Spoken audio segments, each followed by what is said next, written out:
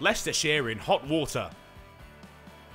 John Simpson played an important role for Middlesex on day one, their fragile batting lineup held together by the keeper, unbeaten overnight on 73. His good work had helped his side recover from 136 for 6 to 260 for 7 at the close.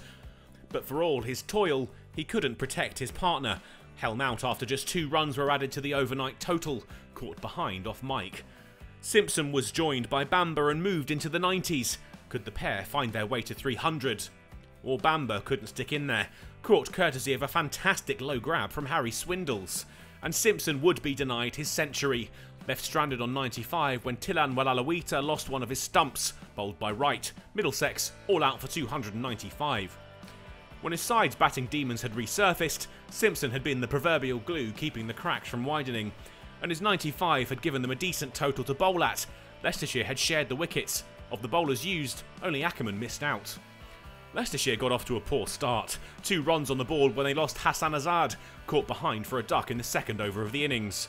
Harris followed, out LBW to Helm, the Foxes still in single figures. Leicestershire had at least made sure the scoreboard operator had to use his second digit when Middlesex had another wicket. Ackerman, the latest departure, out for 8. Evans and Hill avoided further damage to reach the lunch interval on 21 for 3, but there was plenty for them to do in the afternoon. The pair looked like they were starting a recovery, the score approaching 50 soon after tea, but Middlesex would deny them too much progress. Evans, the first man to fall after lunch, caught down the leg side off Anderson. And he had another in his next over, Swindles out LBW for 1. Mike fell to the next delivery, his pad smacked by Anderson, and the Foxes were now 6 down. Hill found the runs his side needed to reach 50 and stuck around. He and Parkinson stopped the rot and finally built a platform.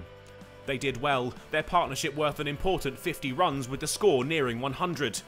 But they couldn't get that far.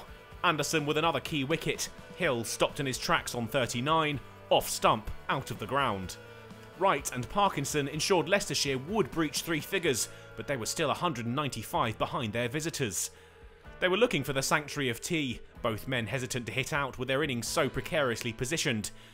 And they preserved their wickets through to the break, the interval reached with the score 108 for 7. Wickets started to tumble again after tea.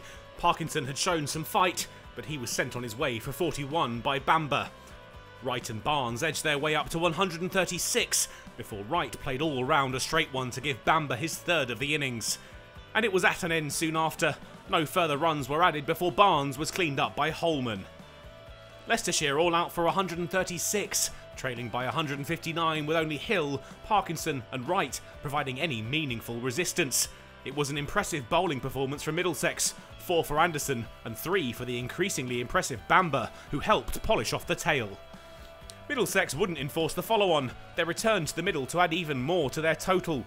Plenty of time left in the game to make it safe. That would be easier said than done though. Leicestershire struck through Wright. Robson out LBW for 6.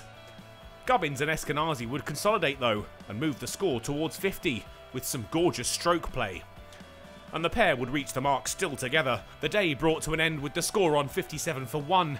Middlesex's lead now back over 200. Could they wrap it up on day 3?